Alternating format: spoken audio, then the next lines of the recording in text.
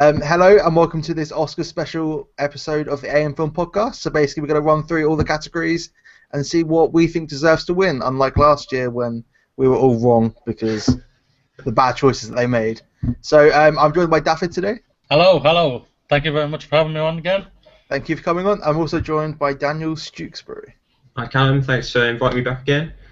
Great. So let's get straight into it. Where do we want to start? Any categories that are calling you out? I think we should start with one of the start animation. Yeah. Animation. Yeah, it's an interesting category. Yeah, it's an interesting category, but I think it's going to be one that's stolen away by. That's why I'm starting with that one's the quickest one. Yeah. I mean, Inside Out is going to steal this category. Yeah. When it'll be a bigger shot than everyone thought that the Lego movie should have been in the category last year and everything. Yeah. So if I hear great things about Amelina. I haven't had a chance. I don't even think it's out over here yet, so I think it's after the Oscars. So Shaun of the Sheep it's a cutesy movie. It's a cutesy movie. It's all I can say about it. I'm surprised that the Peanuts wasn't in it. I saw that once by myself. I enjoyed it. Then I saw it again with my partner, and I don't know why I just fell in love with it then. And I was surprised that it's not in the animated features for me. I will say I did see the Shaun of the Sheep movie, and I do think it's a really funny film. I do think it's good. They do a good job of producing a feature-length film that is completely silent, basically. Like all of the Shaun of the Sheep TV show, the whole idea is that the animals don't speak, so it's a difficult concept to sell, the idea that you're going to see an animated film in which nobody says a word, but it's still incredibly funny, and so I think it is deserving of its nomination in that category. But like you said, I think it is a category to be stolen by Inside Out. I think that's quite nice that Shaun of the Sheep is getting its recognition because it's one of those films that, because it's got no language, it can literally go anywhere it wants to go. I mean, and they haven't got to worry about dubbing or everything like that. So it's kind of nice to see that kind of film have that recognition, because if you look like throughout the past few years, like there's no film that's like that unique in animation and that big budget, well, audience-wise. So it's kind of nice to see that. Anything you think's missing that should have been nominated, or do you think Inside Out's just going to steal it? And Inside Out's going to steal it. Yeah. It's Inside Out's to lose, really. I thought the winner last year was Hero 6. Yeah. Was a deserving winner, but I thought How to Train Your Dragon should have won last year. But this one, I can't see any of them until I see them. Like I say, I haven't seen all of them. Deserve to win it more than Inside Out. Okay, well, that category was the most easy one to solve. So on to next, something a bit more kind of dark, but more factual. So this is Best Documentary Feature. Nominated is Amy, Cartel Land, The Look of Silence, What Happened to Miss Simone, and Winter on Fire, Ukraine's Fight for Freedom. I'll be honest, I've only seen Amy out of this, and I kind of think it's a deserved winner. I'm kind of guessing from what I've seen. I really enjoyed the film. I mean, from a filmmaker's perspective, it's very interesting. It's all done with archive footage and modern interviews, but you don't see the people speaking. So that's the way it's edited was extremely well, and I kind of think for that it deserves some of its kudos. And also, it kind of holds no punches. It's very out there and very honest in the film it's going to be, and it kind of could have turned into Montage of Heck, which is Kurt Cobain's film, where it's a bit of a love letter to him, but Amy's kind of a bit more honest, and you have that love letter at the beginning, and then you see the true downfall of her. So it's very interesting in the filmmaker's perspective of how that came about and came together. Yeah, I think you're right, but also I kind of disagree. I think it's an interesting documentary, but I think it's not as interesting as the same director's previous film, the Senna documentary, which I think is a much more engaging and sort of interesting character study. But in my personal opinion, I've also seen The Look of Silence, which is possibly one of my favourite films of last year, even though it is a documentary. I think it just blew me away. Joshua Oppenheimer, the director, his film the year before, The Act of Killing, was up in the category as well. And that lost to 20 Feet from Stardom, which was a film about backing singers. And so it was kind of unbelievable. There was this film about an Indonesian genocide that no one knew about and was partly involved by the American government, and that lost to a film about backing singers. It kind of was like, how is that possible? And then this follow-up film is even more powerful and even more important that people see it and understand what it's about.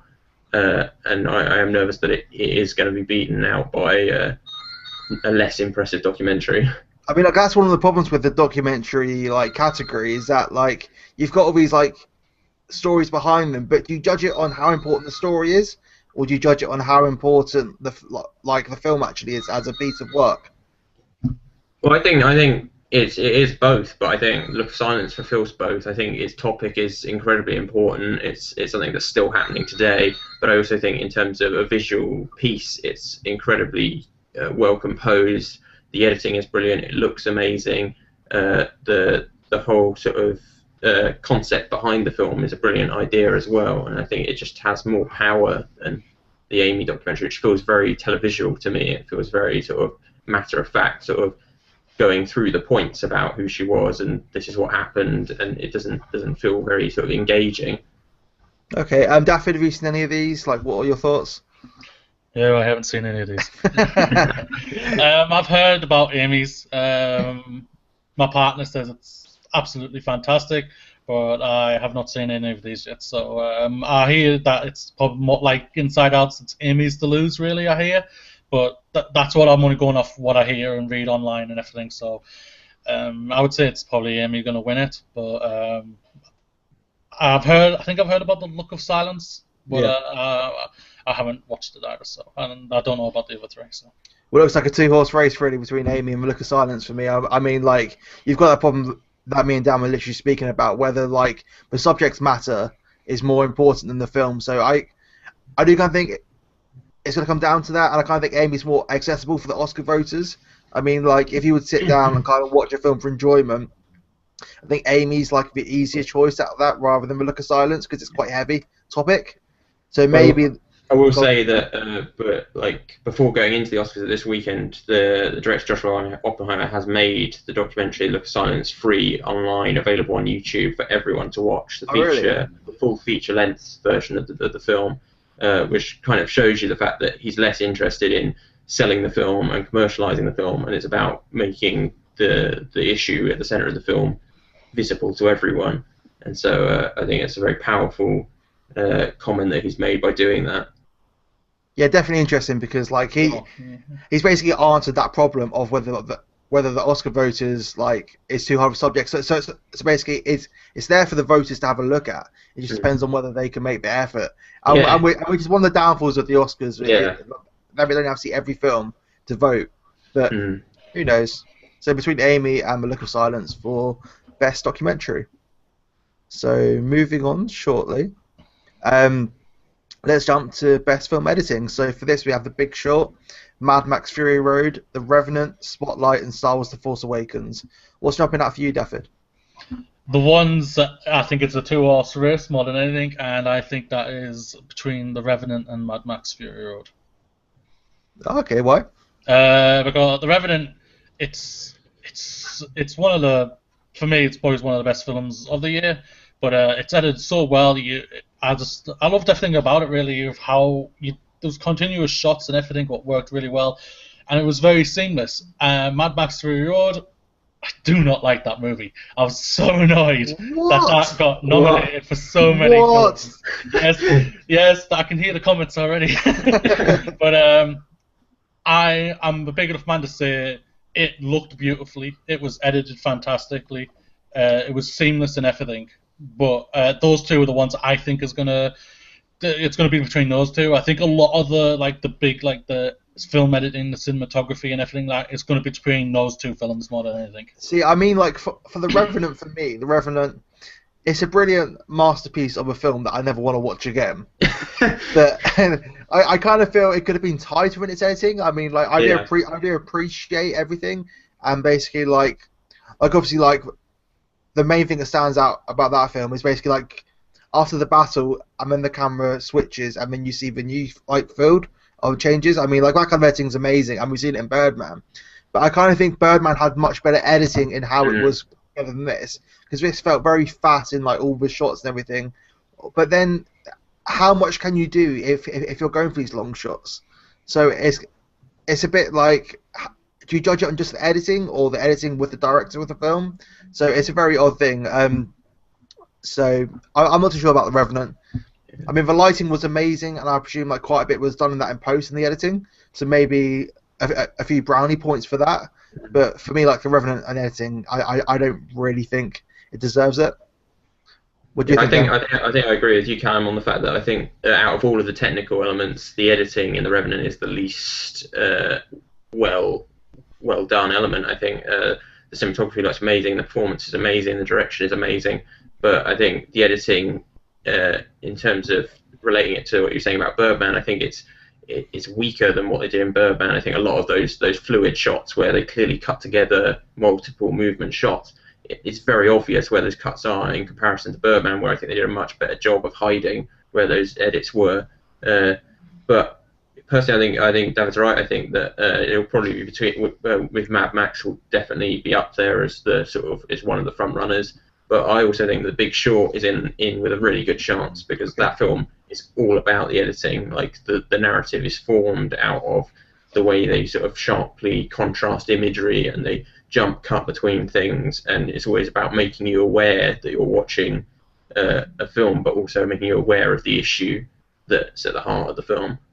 I mean, like The Big Short's kind of placed together like a jigsaw. Like you've got like these like 3 or 4 main narratives, and then you've obviously got the celebrity cameo scenes which tie everything together. And I think in that way it really works. Like how the narrative managed to like entwines like all the way throughout without ever feeling separated. Because like in all honesty, those like narratives never really come together until the end, and even then it's not like a giant climax. No. But like from the outside, it kind of feels like they do. It's very interesting how they managed to edit that together. But for me, I think Mad Max deserves it. I mean, like, there's a great feature on YouTube talking about the editing and like how your eyes follow the action, and it's really underappreciated how your eyes follow the action in this kind of film. Like it's so fluid, and it looks amazing. I mean, like we used to CGI within the editing to enhance the backgrounds, but not take over. I mean, like that's a big part in this category. So I think Mad Max deserves it, and I kind of think Mad Max is going to win this category kind of as its token Oscar for the film it is. But yeah, so again, Star Wars in this category, but I kind of think Star Wars is kind of exempt from the Oscars because it's like a super big budget, and because it's so polished and so kind of like formulaic in a good way, it's kind of hard to judge the editing in that kind of film.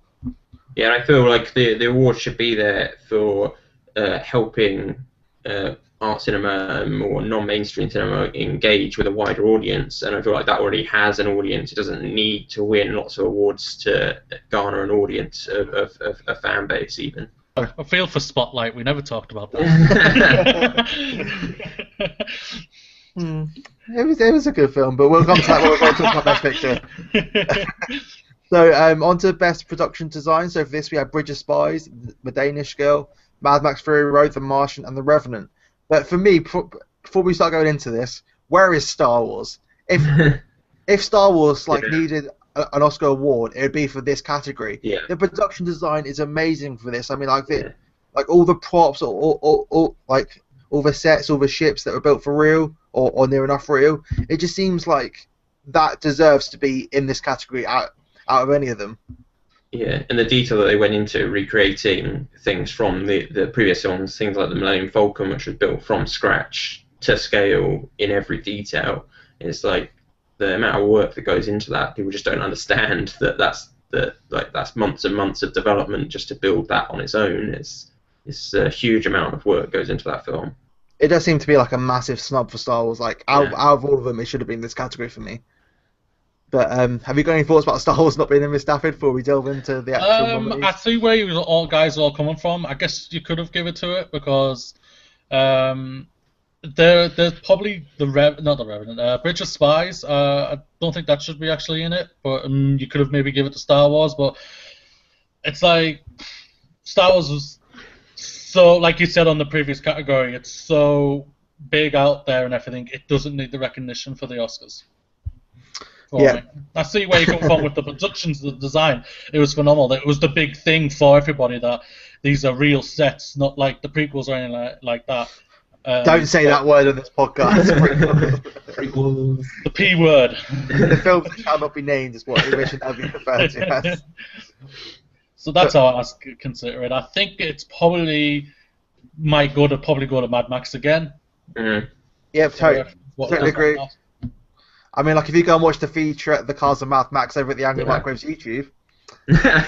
Shameless plug. I mean, the cars and everything was so amazing, and it was all original. And also, like everything works that you saw. I mean, like, the cars, like all the costumes, although the costume has its own category, it's still kind of included in this. It just everything looks amazing. I mean, the Revenant is a bit of an odd one because how much production design do you do on location? I mean, like.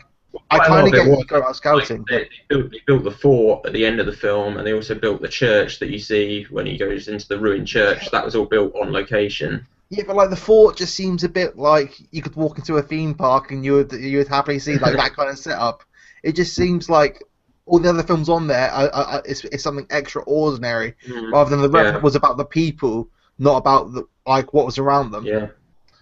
But so what do you think is going to win? Any ideas? I think, yeah, I agree with both of you. I think it'll be Mad Max. I think that has the, like you say, it has the wow factor about the production design. It's that sort of epicness of the idea of like putting all this work and effort into creating these beautifully crafted and designed machines and then blowing them up, destroying them in every possible way. It's just like there's something quite impressive about that and quite sort of engaging that like they went to that effort. Like they could easily have sort of built those cars in CGI and not had to worry about spending tons of money on something that was going to get destroyed, but they went the practical way because that's the way it should be done. I mean, like the two films that again seem very out of place in this category is for the Bridge of Spies and the Danish Girl. Like I kind of understand that they're period pieces, but I was never watching these films going, wow, it looks like so much effort to go through. It's like you go in for a period piece and you kind of know what you're getting with it. And it's kind of expected for those kind of films. Yeah, so, definitely in like things like costume and cinematography and stuff, they can be nominated. But yeah, I think you're right. I feel like in production design, there's less of it, and also it's less impressive and less well done as well. Especially in the Danish Girl, I thought it was very over the top. Some of the sort of production design that was done in that film was very sort of stylized and not really fitting to the period. I mean, like The Martian's also in this category. I enjoyed it. Like it looked great, like futuristic, kind of like Interstellar-esque in kind of like how it looks and everything. Perfectly fine. Looks good. Yeah, well, I think they did a really good job of working with NASA to produce that though, to get that perfect balance of like future, but not so like drastic future. Because I think that's kind of where Interstellar went a bit wrong, was that like it went a bit too far. It was a bit sort of like, okay, this is believable, but kind of not. Like I don't really believe you build this in real life. But then still, the ship in Interstellar looks amazing. But anyway, let's not get bogged down with. Again, Boyhood and Christopher Nolan already talked about while recording this. So in summary, we want Mad Max to win, but then the Revenant could sneak up and possibly Martian as well could be in the sneak. So onto the very similar category that kind of entwines with that is best costume design. So for this we have Carol, Cinderella. I even forgot that film came out this year. The Danish Girl, Mad Max Fury Road, The Revenant. For me, I'll get in there and say I think The Revenant deserves this out of all of them. I mean, like the costumes seem very like well placed, like well timed, and says a lot about them. What do you guys think? I'll tell you. I see where you come up with The Revenant. I would also put an argument in for Carol and The Danish Girl because I think the costumes for both of those films work seamlessly and for the time period it was for both of those films. I think a lot of people are actually giving a huge shout out to Mad Max might get this one as well, which no offense, I'm kind of shocked that this one is actually in this category for this one for me. I think the Revenant could possibly win it, but I think it's probably out of three films, if not two, The Revenant and Carol for me. Dan?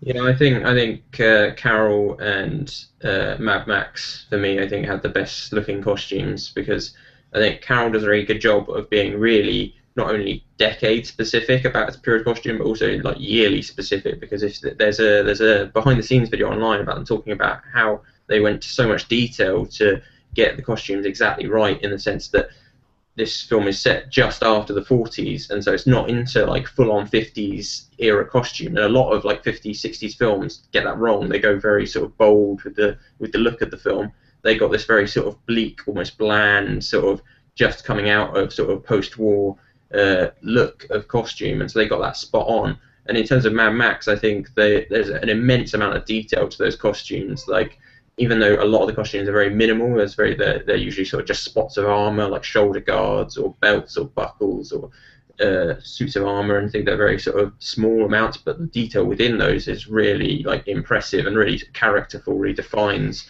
each character's mentality.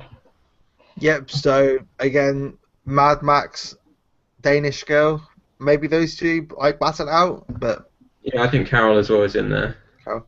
So basically, anything apart from Cinderella has a chance. Yeah. So quickly moving on to best original score. Bridge of Spies, Carol, The Hateful Eight, Sicario, and Star Wars. So for this, I really enjoyed The Hateful Eight and thought the score brought a lot to it. But the thing about the score for The Hateful Eight is that there's only really like one theme that goes throughout. And although it's great, it's kind of like, can you give an Oscar based on like one riff? So that's kind of like the question there. Star Wars was great. I mean, it wasn't as like stand out as previous Star Wars films, because again, like this, basically like The Force Awakens tried to like stay like going back to Star Wars rather than going out into new territories. So for that, it was expected. Bridge of Spies did nothing for me. Carol was okay, but basically like reserved winner is Sicario. I mean, like the music made that film so tense and such a better experience due to its music. And I really think that deserves the Oscar, but it'd be very hard for it to win it, because it's not like, oh, Sicario's like an Oscar-winning film. But yeah. Yeah, I think Sicario is great as well. I think that soundtrack does a brilliant, subtle job of creating and emphasizing that tension that film is all about.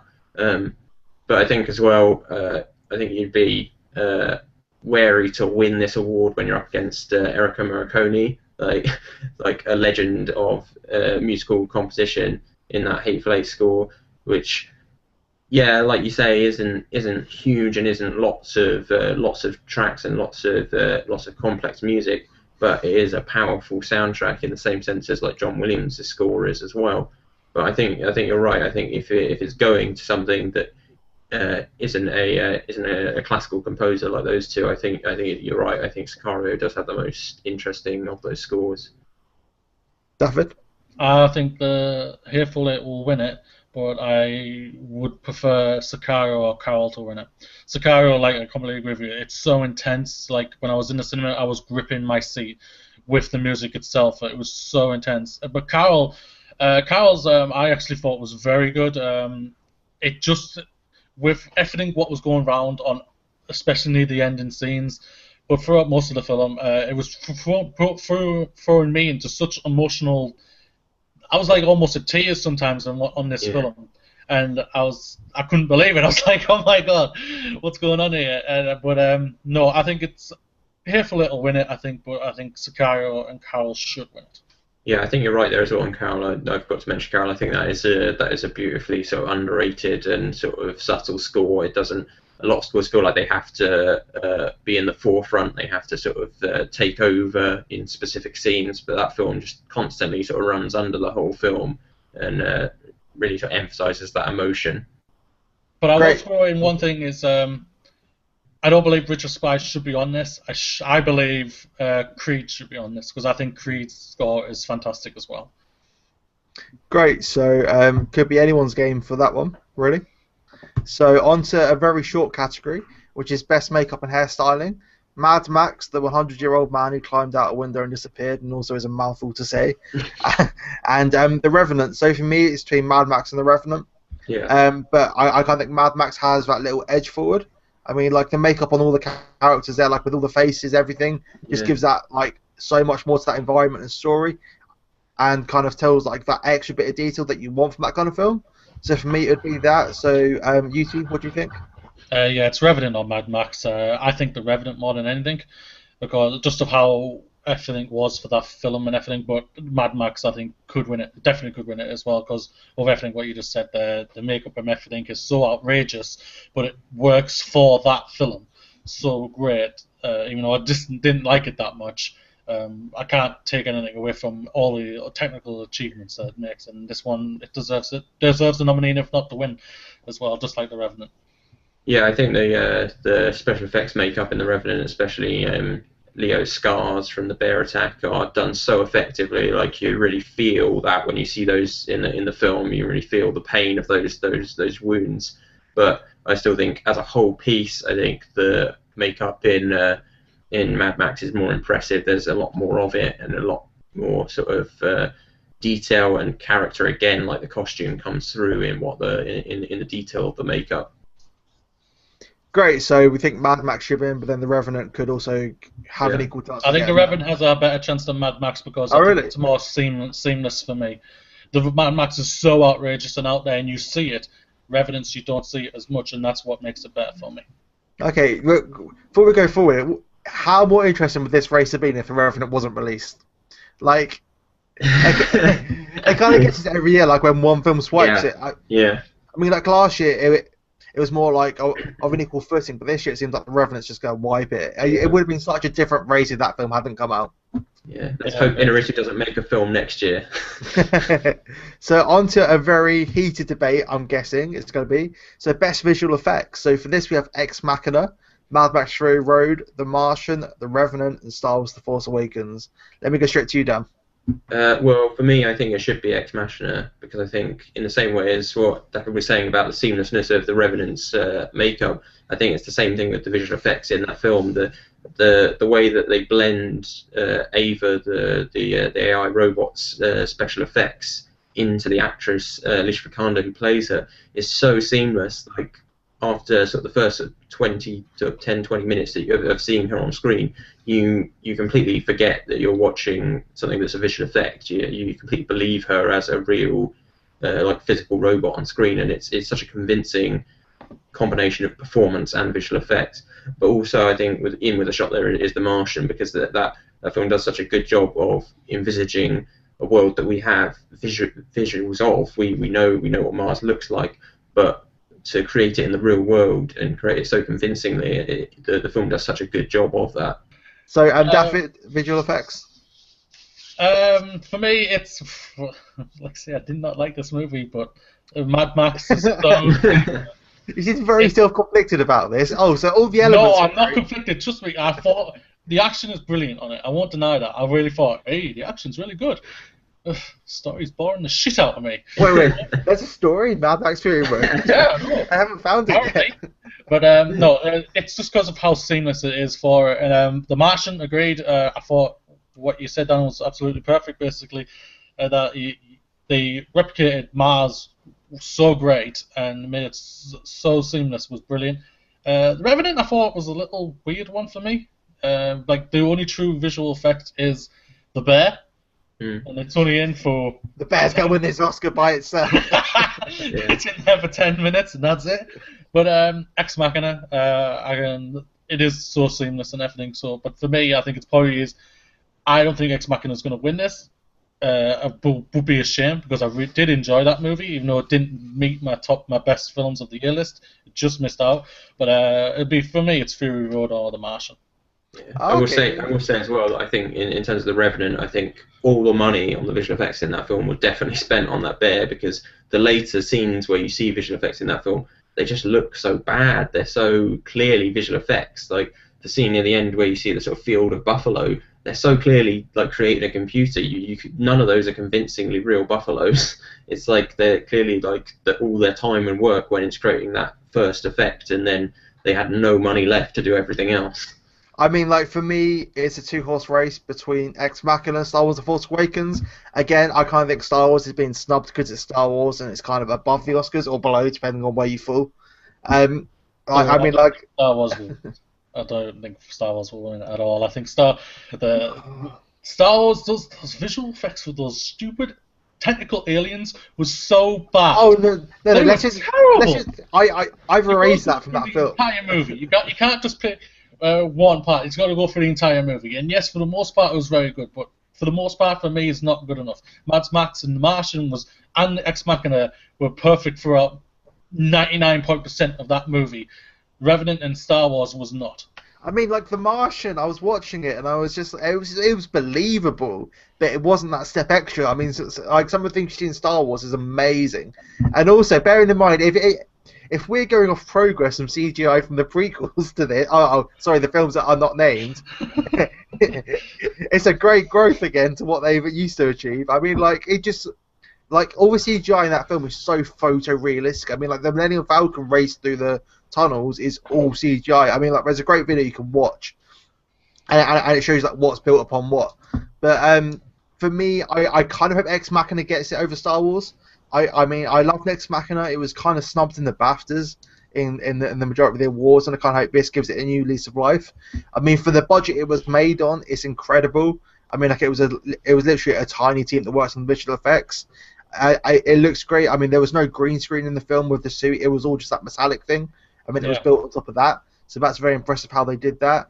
And also, I mean, like, it's great kudos for that film, which was released last January. So literally a year ago to now be nominated for an Oscar and win it. Deservedly so. So I really hope Ex Machina wins. But I also wouldn't mind if Star Wars won. But I don't really see that happening because everyone's on this giant Star Wars snub at the moment. I loved The Force Awakens. I loved the film. I thought it was fantastic. But it's not going to win the awards, no. So I don't think it'll win any of the awards it's been nominated for. So, carrying on with sound, but we'll do this very quickly because they're very odd. So, best sound mixing, Bridge of Spies, Mad Max Fury Road, The Martian, The Revenant, Star Wars, Force Awakens. For me, I mean, The Revenant, ambient sound sounded great with everything mixed in. What do you guys think quickly?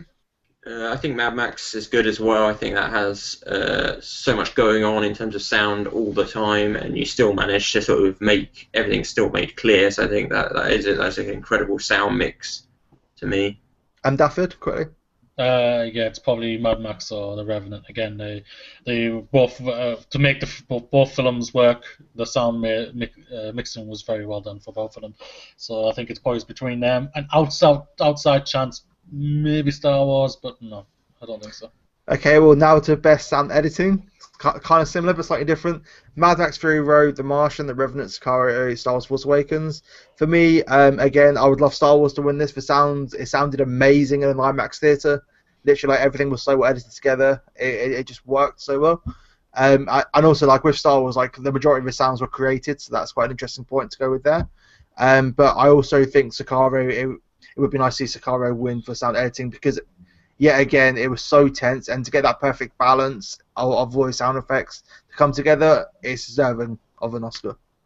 Yeah, I probably agree completely with what you say there on both. On Star Wars, I think the sound is well designed, and I think Sicario relies heavily on sort of subtle, impacting sound effects that sort of come in and out at very sort of key points, and that relies very heavily on the sort of controlled edit of the sound. David? I hope Sicario wins this one. I thought it was just so intense, and what they did for that movie was perfect. Star Wars again could win it, but I don't think it will. Okay, now on to the big box categories. So let's start with the screenplay. So best adapted screenplay: The Big Short, Brooklyn, Carol, The Martian, and Room. For me, Steve Jobs should have won this. Yeah, I think it is mad that it's not in there. It's not even nominated. Like, the only thing I think why it wasn't nominated was because it's Aaron Sorkin and he's done slightly better in the past. Yeah. But it was such a snappy script, and to be like transformed from that book into these three moments, which works so well, it really should have deserved an Oscar nomination. So for me, I'm picking Steve Jobs. It's not even in this category. But like, out of what's in there, I think Room was absolutely brilliant and worked really well. Yeah. Again, with The Big Short, so between it's Room and The Big Short for me, they basically added enough to bring it to life on screen. What do you guys feeling? I think The Big Short, it'll be between Big Short and The Martian to win, because I think those films both do a really great job of taking a really complicated book and like making it very understandable for an audience.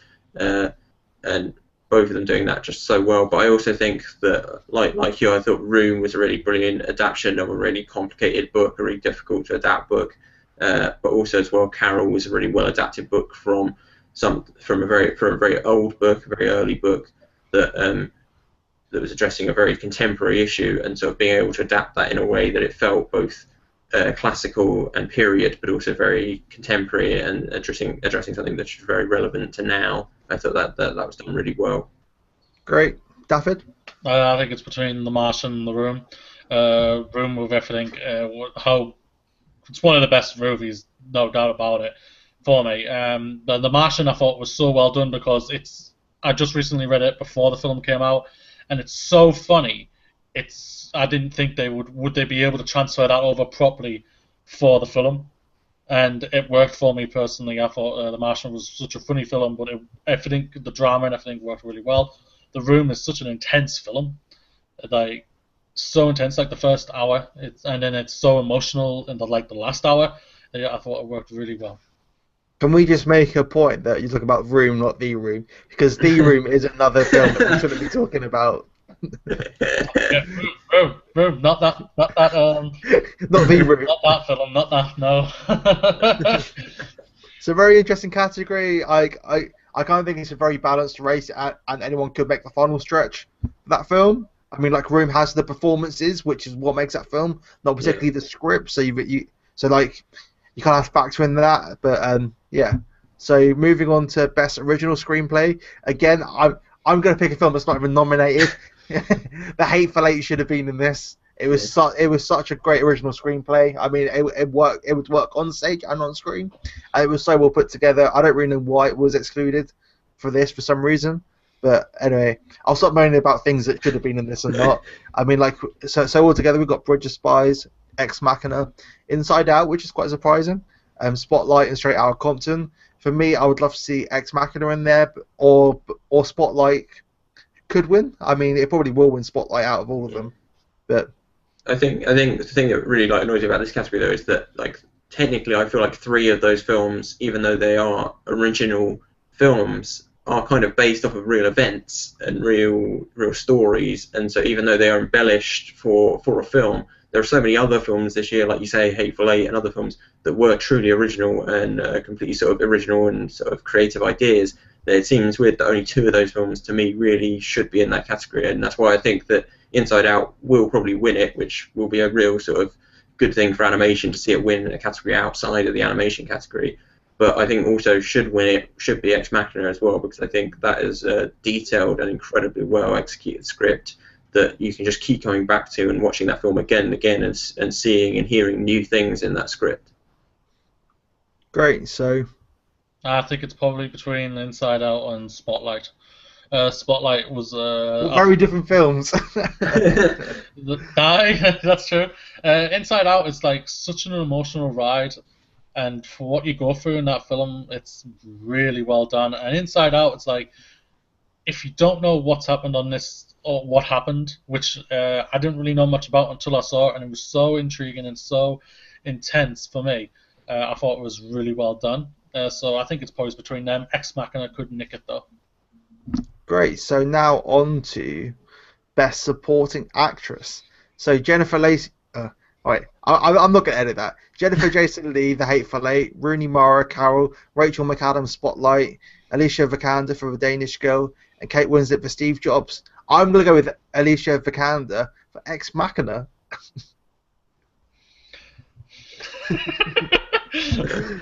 Why can't I will have to chime in here? Why can't people just be happy that she's got nominated? She's had 2 great performances. So much better in Ex Machina. She was great in Ex Machina, and she was great in The Danish Girl. For me, I'll argue with the point of Alicia Vikander shouldn't be nominated for Best Supporting Actress. She should be nominated for Best Actress. Yeah. Because she's the leading actress in that flipping film. So that was a little bit annoying for me. Yeah. And I agree with you, though, Callum. It's Alicia Vikander's the win.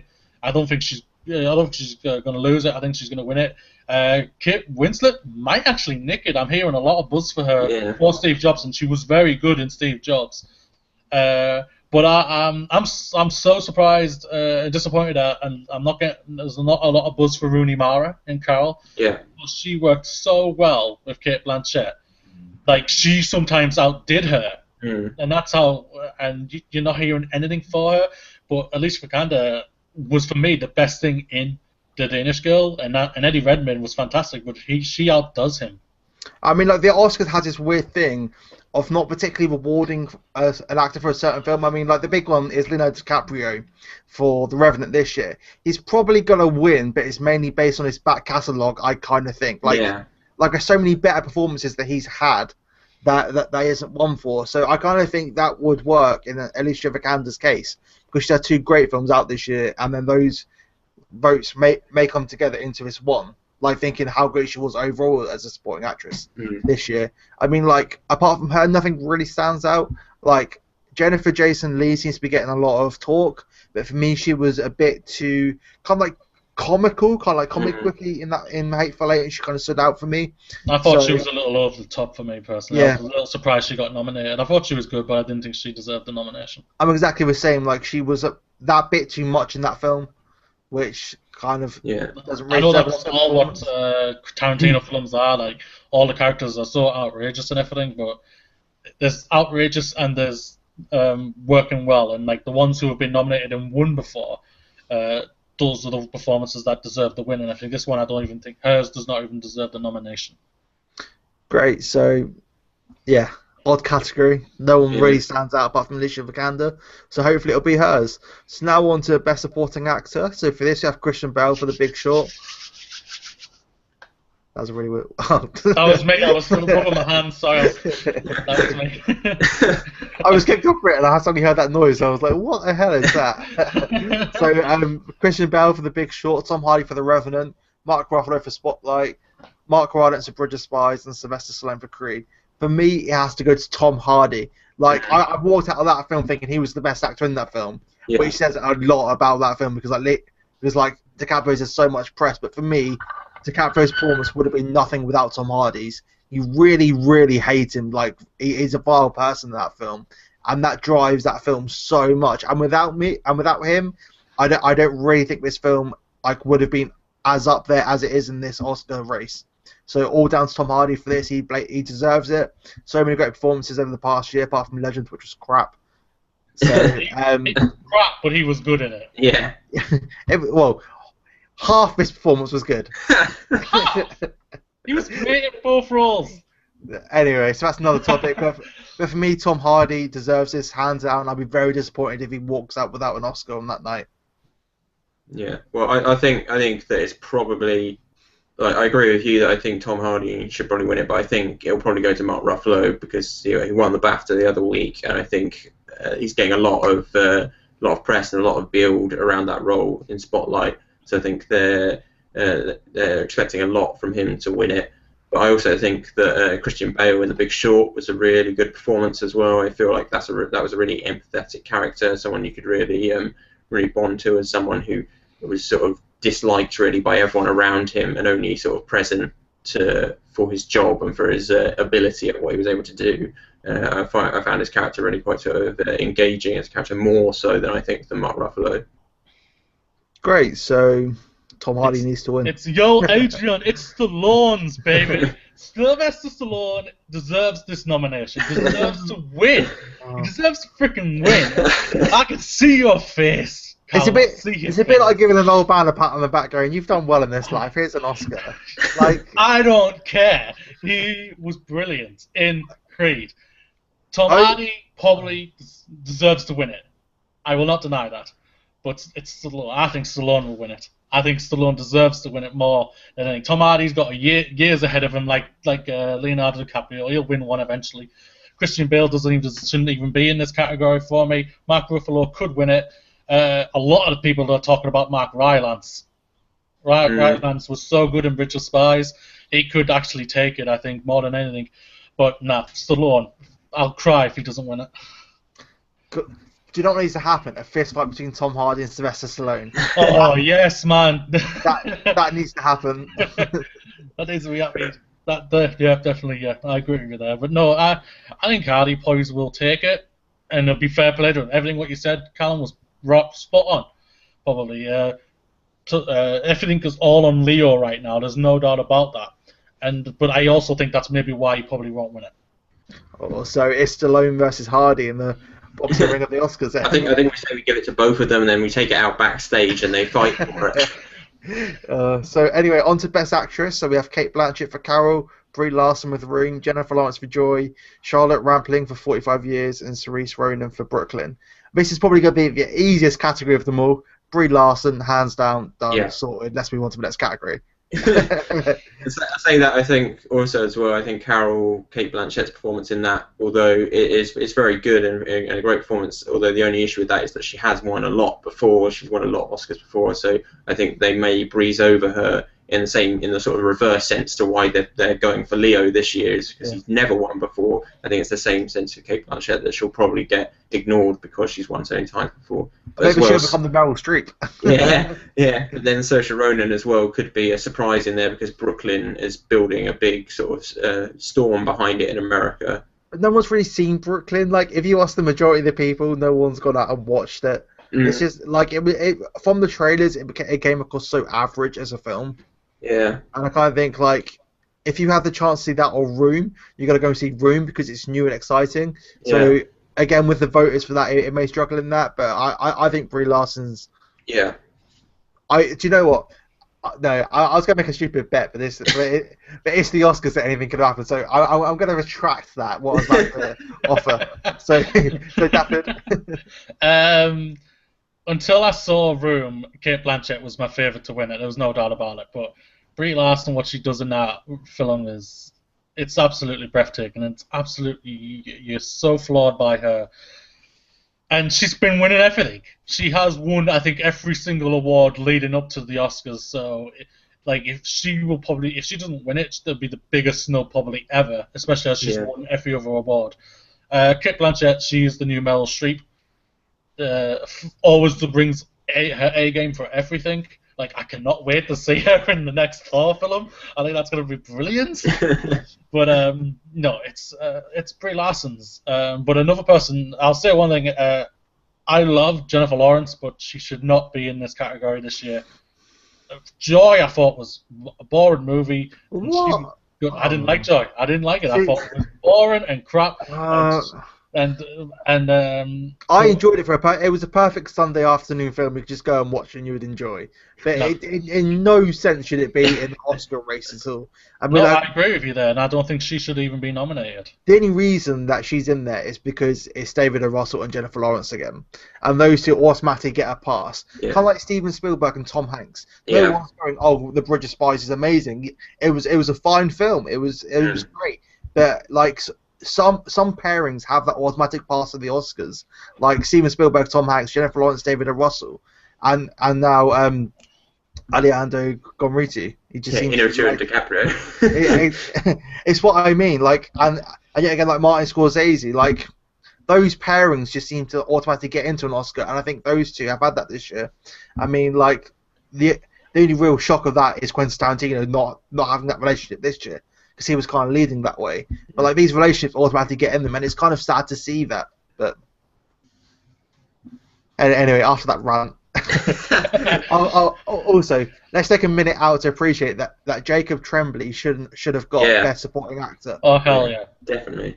That's why I think Christian Bale shouldn't have even been nominated for that first performance. I thought he was good, but I didn't think Jacob Tremblay, man, is absolutely breathtaking. I mean, like in the same way that Tom Hardy's performance enhanced Leo's, Jacob Tremblay's enhanced Brie Larson so much, and it wouldn't have been believable, that film, if he wasn't that good of an actor. Yeah.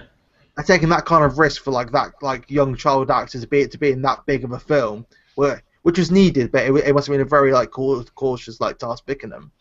And he makes that film, and that relationship brings that film to what it is today. So it's a massive shame he wasn't nominated for Best Supporting Actor. But anyway, so on to Best Actor. So for this we have Bryan Cranston for Trumbo, Matt Damon for The Martian, Leonardo DiCaprio for The Revenant, Michael Fassbender for Steve Jobs, Eddie Redmayne for Danish Girl. Again, We just all say it at the same time because we know who's going to win this one.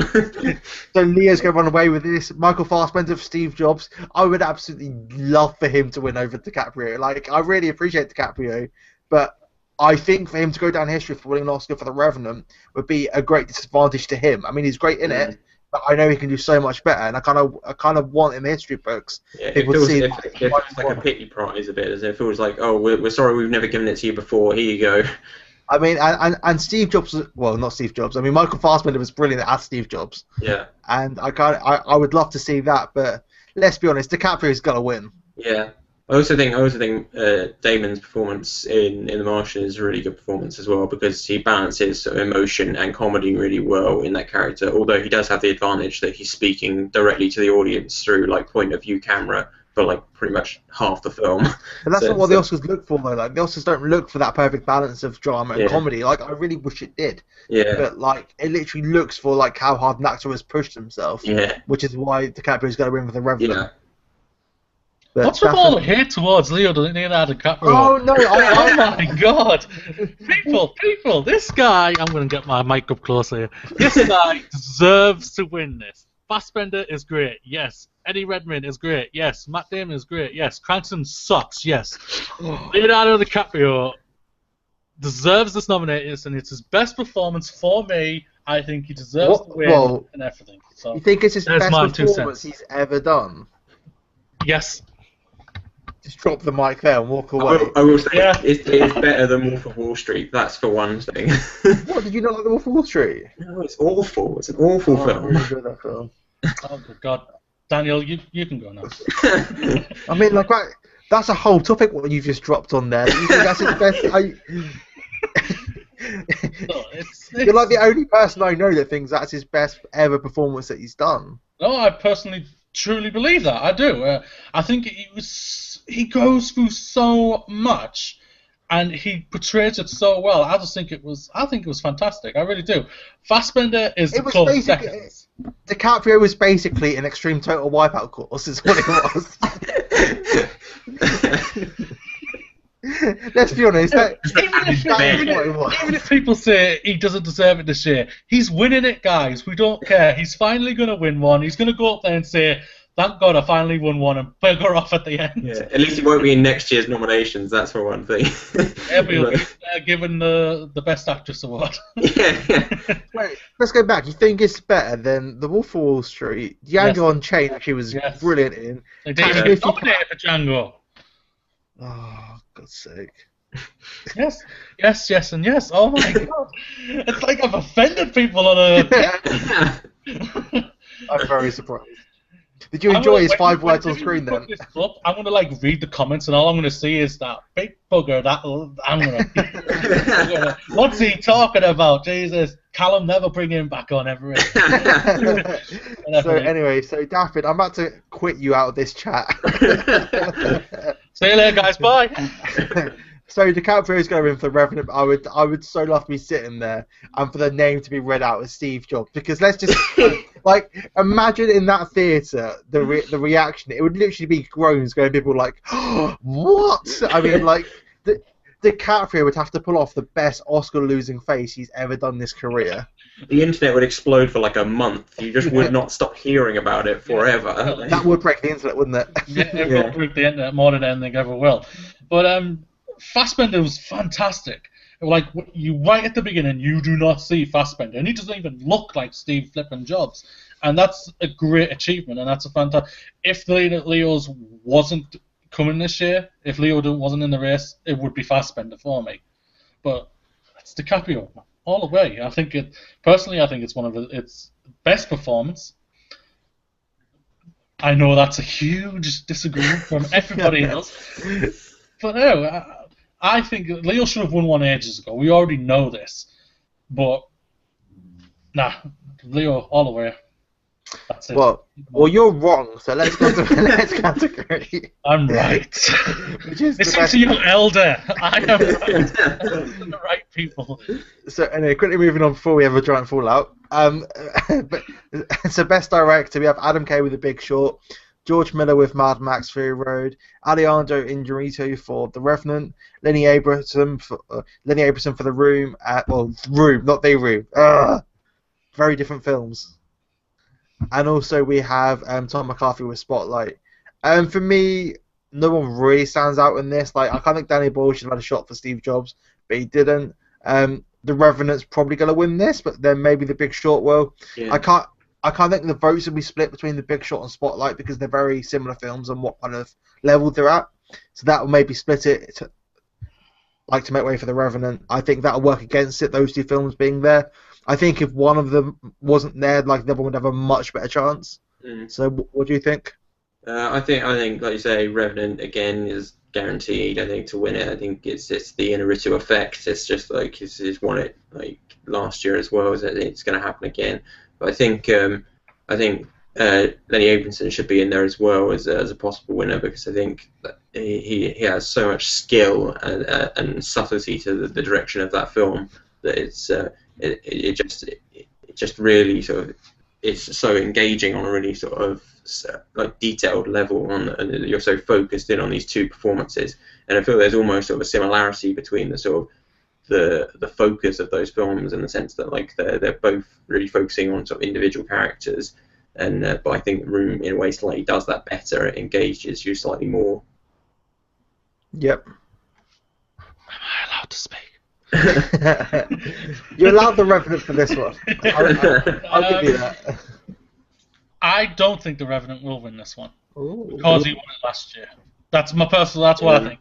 I think it could go between Room or Spotlight, because Spotlight, I think Tom McCarthy does a fantastic job of making that so.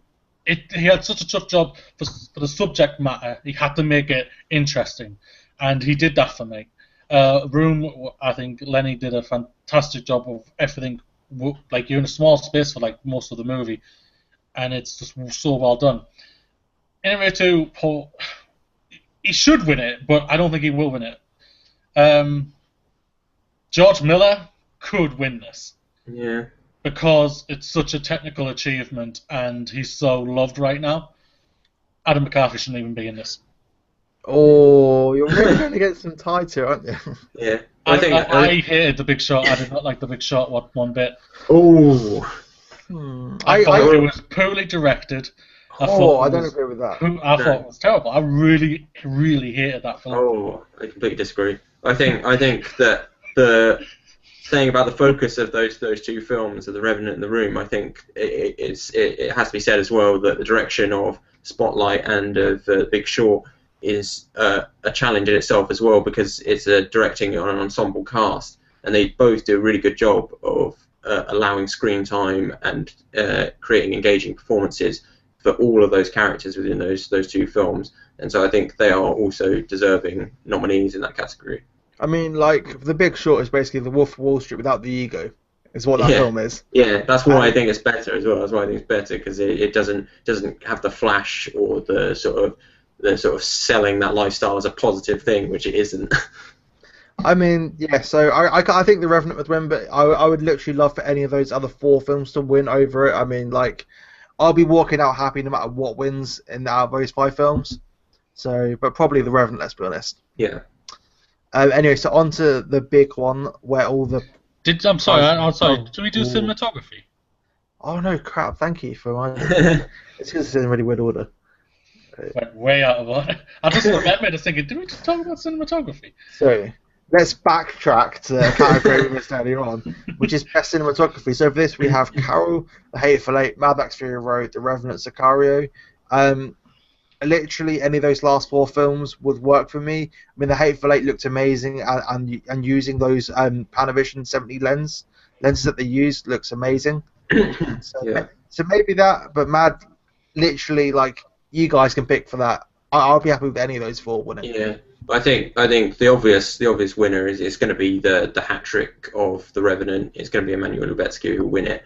But I think the deserving winner is Roger Deakins for Sicario. because it's like the 13th, 14th time that he's been nominated for an Oscar now and still hasn't won. Like, that's worse than Leo. Like, there are a lot of cases where, like, Leo definitely didn't deserve to win it. Okay, there are a couple of cases when he did deserve to win it, but every time he's been nominated, Roger Deakins has been nominated, he's deserved to win it, but still hasn't. So I think this is the year that he deserved to win it, because that film was just incredible. That final sequence, where it's in night vision, just blew me away as such an impressive way of visualizing that moment. Yep. Rafford? I think Sicario should win it. Like everything you just said, Daniel, it's so that end sequence is so great. It's unbelievable. Like I'm a little shocked that Benicio del Toro didn't get an Oscar nod. Yeah. Personally, I thought he was literally snubbed. But I think I think Sicario should win it. But I think either The Revenant or Mad Max will win it. Great, so now let's go back up to Best Picture. So for this we have The Big Short, Bridge of Spies, Brooklyn, Mad Max Fury Road, The Martian, The Revenant, Room and Spotlight. So where do we really want to start on this? Well, why not pick the ones we don't think should be in it? Well, let's go through and tick these off. So Bridge of Spies, Brooklyn should be in there. Yeah. To be fair, I'm kind of happy with everything else that's in there. The Big Short, Mad Max Fury Road, The Martian, Revenant, Room and Spotlight. I mean, it's a very equal race for me, apart from The Revenant, which is slightly up there. And that's very interesting, which is one of the reasons why I kind of wish The Revenant didn't come out. Because like having that equal race would have been so interesting to have seen what happened. What are you guys feeling? Yeah, I agree. I think like the Revenant is going to win it again, and I agree. I don't think it should really be up there. I think it's not as impressive as some of those other films. I think what should win is either The Big Short or Room. I think those films are really impressive as a whole on technical and performance and directing front. I think both those films deliver big. I think those are my winners. David? I'm gonna get shut on so much. The ones I think shouldn't be in it. I think should be. He's just got a nod just because it's his name, Spielberg. It's a great film, Bridge of Spies, but I don't think it deserves the Oscar nod this year. Big Short. Oh. I just did not enjoy it. I'm really sorry, Daniel, but I really did not enjoy it. You got two films that are kind of the same there. You got The Big Short and Spotlight. Spotlight was so engaging throughout the entire thing for me. The Big Short was so disengaging. For me, I just didn't enjoy it. The other one for me is, even though I think it could win a lot of Oscars this Sunday, I don't believe Mad Max Fury Road should be nominated for the Best Picture. It's style over substance. So all the stylized nominees, it deserves to have a win, but those ones shouldn't be in there. I think this is probably between The Room, The Revenant, and Spotlight. And I mean Room, not The Room. Room is having a reprisal. Room is it's really close to a masterpiece than anything I've ever truly seen before. Well, it's really Boyhood. I haven't seen Boyhood, so I can't comment on that. The Revenant, again, probably should win it, but I could see it not winning because he won last year. And everything. And Spotlight, I think, is because it was so engaging and it worked, and the ensemble cast made it work so perfectly. It's between those three for me personally. I think I was so happy that The Martian got nodded in there, but I didn't expect it. But The Martian's just there to fill up the numbers, basically. Well, it was hilarious winning the best comedy. Nice to recognising true comedies here. Yeah, definitely. Yeah. For me, like, it's the same issue as Best Director. I think The Revenant's just above it, and I think Spotlight and The Big Short are going to split votes, which will cause The Revenant to go out speeding ahead. I would love literally any other film apart from Revenant to win. Like, I really enjoyed The Revenant. It would just be nice to see something like an underdog to kind of get through and win. Yeah. So I kind of hope that'll happen, but I'm literally like not holding my breath. I think The Revenant's going to sweep up at this Oscars, and it's just going to be one of those Oscars where The Revenant is the winner. Yeah. The Revenant seems like it's getting a lot of hate for no reason at all, just because he won it last year in a review and everything. So Birdman was different. I felt like I've seen The Revenant. I mean, like, it was very, I don't know, I just feel like I've already, I don't know. Like, but I can see it already that if it wins all the awards or most of the awards it's in for, it's going to be like, well, Revenant won everything. Screw the small guy, guys. The Revenant won it all. It doesn't deserve it. The Revenant was a very good movie, and it deserves its praise, and it deserves everything it'll probably win on Sunday. What was different about it, though? What was different about The Revenant? I'm not thinking about that. I'm thinking of what enjoyed me. I'm going off more of my enjoyment, mate. See, I don't compared to what you and Daniel are like. You guys are studying all this. I'm not. I go off what my enjoyment is, and I do see the technical achievement in all these films, apart from The Big Short. But I mean, like you say that about enjoyment, like I came out of that film never wanting to watch that again. I just felt like I saw it because I had to see it. I mean, like, did you not feel that? Or no, when I walked in, I wanted to go back in. That's how it was for me. I felt exactly the same as you, Callum. I felt like I went in there and it went up and down so much for me. I was like, there were points when I was really engaged in it, and other points where I was just like, nothing's happening. This isn't engaging me at all. And I feel like it's such a simplistic narrative in the sense of like the other films that are nominated there. They're so much more engaging on a sort of performance and a narrative and even a visual base than that film is, because it's basically just a really complicated and over-the-top revenge story. But it doesn't really even home in on like DiCaprio and his son's relationship in that film. Like I never felt like I never really believed that relationship between them. No. Like all the focus was on Leo throughout that whole film, and also I was watching it thinking, oh, it's Leonardo DiCaprio there. Look what he's doing to win an Oscar. Like he's climbing into a carcass now. Like I just felt like kind of with Steve Jobs. Like I believed he was Steve Jobs. I never really believed DiCaprio was anyone else apart from DiCaprio in this film. No, I don't agree with that. I saw Glass. I didn't see DiCaprio. I saw a guy who was tortured so badly and did a great. What do you think of his relationship between him and his son, though? Like, I would love to see that more explored and everything. I guess I guess you could say that is probably the true disappointing part about it. I'll hold it. That's not there's flaws in every movie and everything. But My Boyhood. I haven't seen that yet. When I see that, I'm going to comment on that. And I'm going to text you, and you're going to rip me off. I know you are. But whatever. No, it's personal opinion at the end of the day, and I respect your opinions and everything, guys. But The Revenant, I think, doesn't deserve the hate it's getting at all. It doesn't. Why can't we just be happy? Hey guys, this film, it's a technical marvel, which it is. It's got great performances, which it has. It's directed brilliantly, which it is. What more do you guys bloody want? A story. You want naked women running across the film or something? Hey guys, cheerleaders in the background cheering Leo on or something. I can't really believe you have a problem with the Mad Max Fury Road because of its story, but yet you love The Revenant because of its story. I loved it for everything, for the most part. For me, I'm different though. I'm different. I'm not attacking you. Like, it's a really interesting debate to have. It doesn't sound like it. It sounds like I'm getting ganged up on by two boobs. Oh my god. I sound really old when I say that, and I'm not.